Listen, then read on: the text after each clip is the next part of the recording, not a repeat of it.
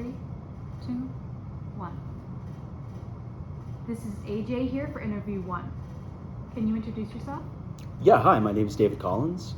I am a teacher here at Sci-Hi. I teach physics and chemistry. Did you want me to go into my history now? I forgot. Sure. Okay. My background, I was a pharmacist for about 20 years. I graduated from the University of Florida.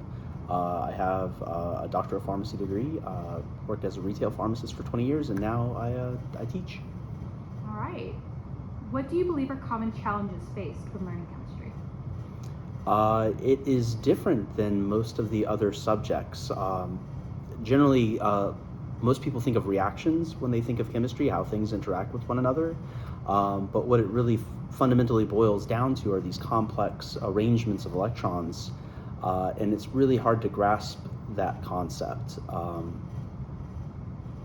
And the fact that the electrons themselves are not exactly particles, they're wave-like, creates an additional level of complexity because it's bordering.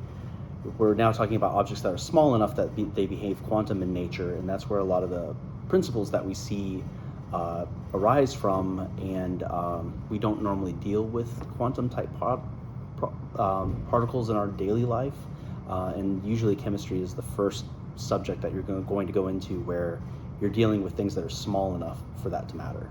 So I think that fundamentally becomes the difficult part. All right.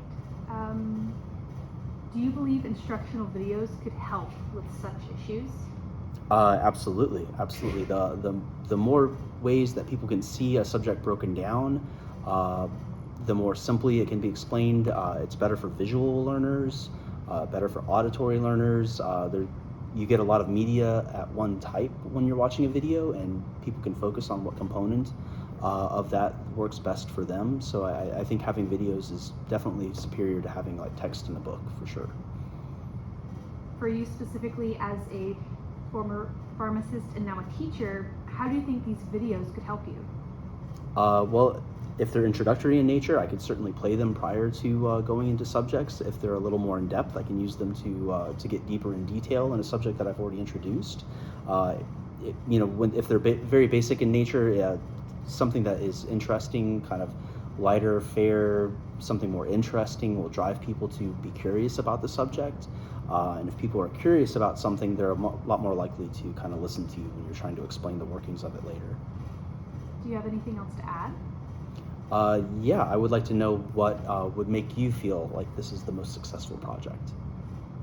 I believe that having several different openings for people to learn, different opportunities for them to quickly absorb information, can help them in the long run because it allows people to understand things in new ways, to learn them in different ways. And I think that's really important. Okay, great. Thank you. Thank you for your insight into